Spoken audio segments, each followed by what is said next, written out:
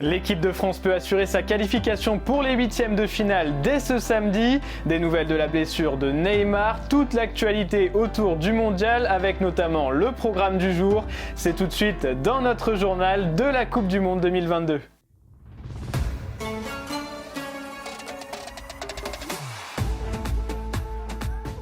Et si Karim Benzema était finalement un problème pour l'équipe de France, d'après le journal L'Équipe, le départ de l'attaquant du Real Madrid du groupe tricolore aurait fait du bien à l'ambiance générale. Sourire, jeu de cartes, baby-foot, la vie de groupe est au beau fixe chez les coéquipiers d'Hugo Lloris, d'autant plus après le premier match gagné face à l'Australie 4-1. A l'inverse, la présence et l'aura de Karim Benzema jusqu'à sa blessure le week-end dernier auraient pu intimider certains de ses jeunes coéquipiers.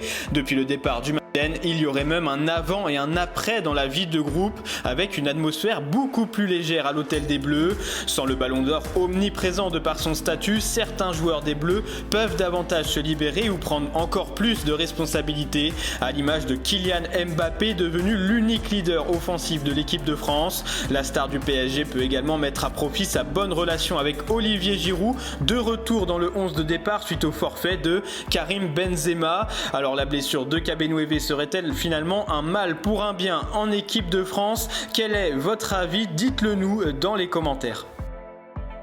L'équipe de France dispute son deuxième match dans cette Coupe du Monde 2022 ce samedi face au Danemark et les Bleus ont déjà une occasion de valider leur ticket pour les huitièmes de finale en cas de victoire. Malgré la bonne prestation d'ensemble face à l'Australie mardi dernier, Didier Deschamps devrait procéder à plusieurs changements dans son 11 de départ, notamment en défense où Jules Koundé, Raphaël Varane et Théo Hernandez sont attendus de retour dans la compo.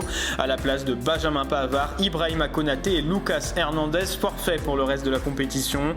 En revanche, au milieu et en attaque, le sélectionneur ne change rien avec toujours Olivier Giroud en pointe. L'attaquant de l'AC Milan peut entrer dans la légende en devenant le seul meilleur buteur de l'histoire des Bleus devant Thierry Henry. On en sait un peu plus sur la blessure de Neymar avec le Brésil. Le médecin de la Seleção a officiellement communiqué la nature du pépin physique du numéro 10. Il s'agit d'une lésion ligamentaire latérale au niveau de la cheville droite. Le Parisien est forfait au minimum pour le deuxième match contre la Suisse. Os exames mostraram uma lesão ligamentar lateral no tornozelo direito do Neymar, junto com um pequeno edema ósseo. Já podemos adiantar que não teremos os dois jogadores para o nosso próximo jogo, mas eles permanecem em tratamento com o nosso objetivo de tentá-los recuperá-lo a tempo para essa competição.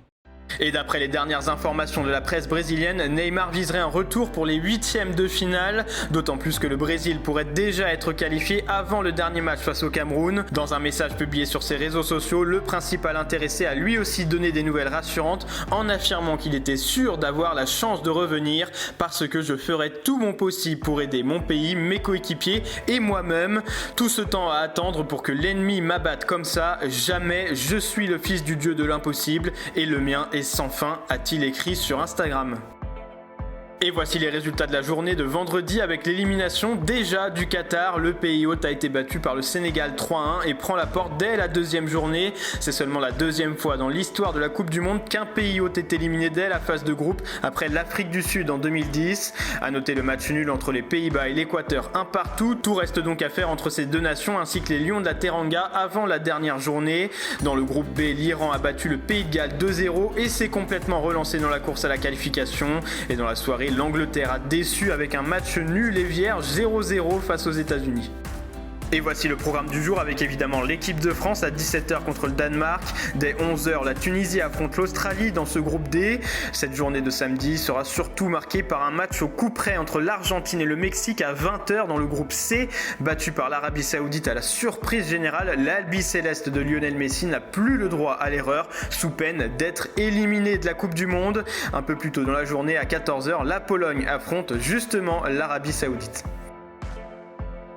Et voilà pour toute l'actualité de ce samedi 26 novembre. Merci de nous avoir suivis. N'oubliez pas de vous abonner et de liker cette vidéo. Et on se retrouve bientôt pour un nouveau journal de Made in Foot.